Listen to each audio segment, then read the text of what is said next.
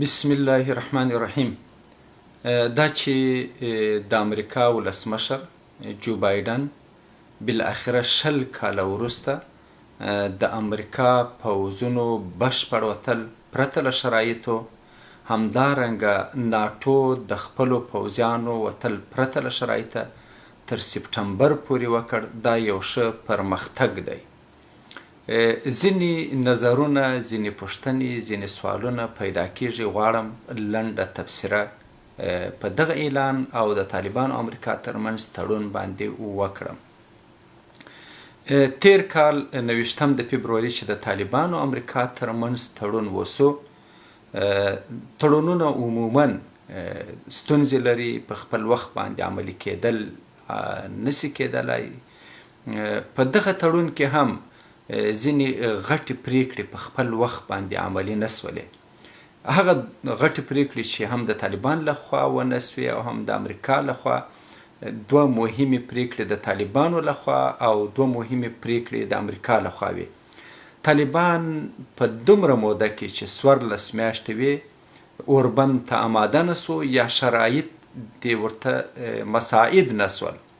همدارنګه چې په تړون کې ولو چې له افغان حکومت او سیاسي مشرانو سره به طالبان جوړجاړی کوي، په یو نظام به دوی سره جوړیږي، هغه هم طالبان ونه توانېدل او افغان حکومت هم په دې برخه کې چمتوالی نه درلود.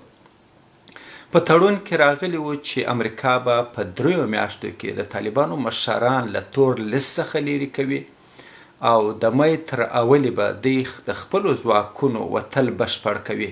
دا دواړه غوښتنې یا دا دواړه ژمنې امریکا ونه سوی کولی.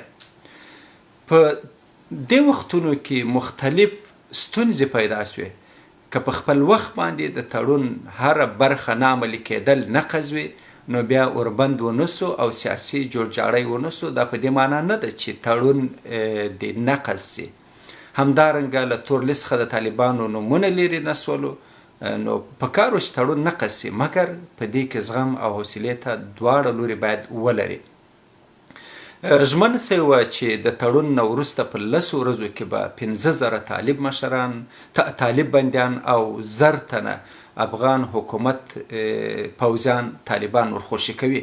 خو دا تقریبا تر 6 میاشتو چې بالاخره 2 وروستني بندیان د طالبانو 6 میاشتې وروسته خوشي سولو. او دارنګه د مارچ پر 10 باندې خبرې بین الافغاني شروع نسولې، 6 میاشتې وروسته شروع سولې. نو تړون باید نه وای مات سوی، همداسې وسول. په لویو ښارونو د طالبان لخوا حملې باید نه وای سوی او د امریکا لخوا بمبار پر طالبانو نه وای سوی، مګر دا دواړه کړنې وسوې. نو تړون باید مات سوی وای، خو دواړو لورو زغم وکړ. همدارنګه د بین الافغاني خبرو له شروع نه وروسته باید 2000 طالب بندیان خوشي سوي وای. دا کار هم ونسو. تړونونه 100% عموما نسی عملي کېدلی. حتی له روسانو سره چې کوم تړون د افغانستان څخه د وتلو سوی او د تړون تر شا ټوله نړۍ ولاړه وله، هغه هم ستونزې لرلې او په خپل وخت باندې کسام روسان ووتلو، مګر هغه وخت حکومت ته یې سلاوي ورکولې او مجاهدین راضي نه ول. له ایران سره د امریکا تړون چې بالاخره په معطل او بد حالت کې ده، د امریکا مجبوریتونه وو چې ناټو او اروپایي هیوادونه، همدارنګه په کور دننه امریکایي جنرالیان او په کانګرس کې ځینې خلک قانع کړي چې د افغانستان څخه پرته له شرطه د وتلو دغسې یو اعلان وکړي چې حساسیتونه په کور دننه دوی ته را پیدا نسي. همدارنګه په 4 میاشتو کې تر سپټمبر پورې د امریکایي پوځیانو د وتلو پرته له شرطه دا یو ښه پریکړه او جو بایدن په ډېر سنجیده ډول باندې څرګندونې وکړلې. که چیرته ټرمپ وای ممکن تړون مات سوی وای، ځکه هغه به له طالبانو غوښتل چې اوربند وکړي او سیاسي جوړجاړی په دغه 14 میاشتو کې وکړي. دا چې نه وي ده شوي، نو ټرمپ کېدای سي دغسې پریکړه بیا کړې وای لکه تیر ځل چې خبرې وځنډولې.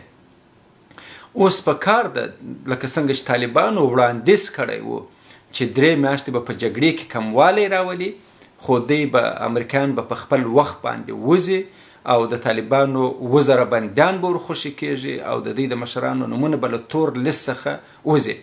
همهغه طرحه په لیش تعدیل یا لیش بدلون سره امریکایانو ومنله.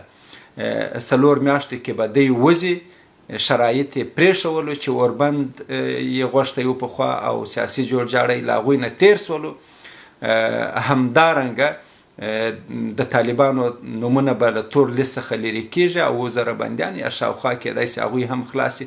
نو زه فکر کوم چې په دې کې پکار ده چې حوصله وسي. زما په نظر چې پټ به همدغسې یو تفاهم هم سوی و چې طالبان نو ته به یې وعده ورکړې وي چې د دې مشران نومونه به له تور لیست څخه ایسته کېږي او د دې بندیان به خوشي کېږي. اوس به وګورو کېدای سي د طالبانو غبرګون هم نرم وي. که هر لوری له تړون څخه د وتلو او د تړون د نقص اعلان کوي دا به تېروتنه وي، او که جګړه په لویه ښارونو کې زیاتیږي او حملې زیاتیږي فکر کوم دا هم تېروتنه به وي. طالبانو افغان حکومت سیاسي مشرانو ته مسؤلیت ور په غاړه دی چې د کورنۍ جګړې څخه مخنیوی وسي او بالاخره یو سیاسي جوړجاړي ته ورسیږي. په افغانستان کې سوله وسي، اوربند ته زمینه مساعده سي.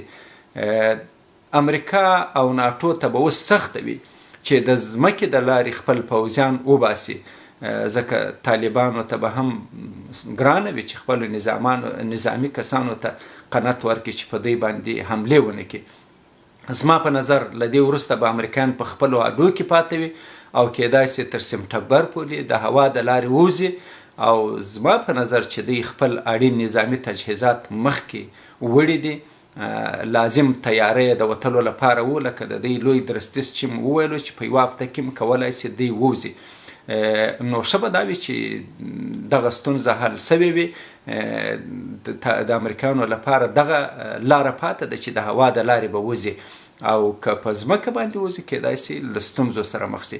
په ټوله کې بیا هم زه وروستی اعلان د افغانانو لپاره ویاړ ګڼم چې بالاخره 20 کاله وروسته امریکا خپله ماتې مني او جو بایدن له هغه کوټې نه د خپلو پوځیانو د وتلو او ماتې اعلان کوي کوم چې بوش 20 کاله وړاندې پر افغانستان باندې د حملې اعلان کړی و او په هغه وخت کې بوش ویلی و چې طالبان به په هیڅ ځای کې موږ ژوندي پرې نږدو، دوی به یا وژل کېږي یا تسلیم کېږي او یا به بندیان کېږي. مګر 20 کاله وروسته جو بایدن اعلان کوي چې موږ له طالبانو څخه غواړو چې زموږ پر ځواکونو باندې برید ونه کړي او موږ به خپل ځواکونه له افغانستان څخه په بشپړ ډول باسو. همدارنګه ناټو هم اعلان کړی ده تمه ده چې افغان ټول لوري یو سیاسي داسې جوړجاړي ته ورسیږي چې ټول افغانان پکې خپل ځان وویني او داسې یو نظام چې افغانانو ته د منلو وړ وي. والسلام علیکم ورحمة الله وبرکاته.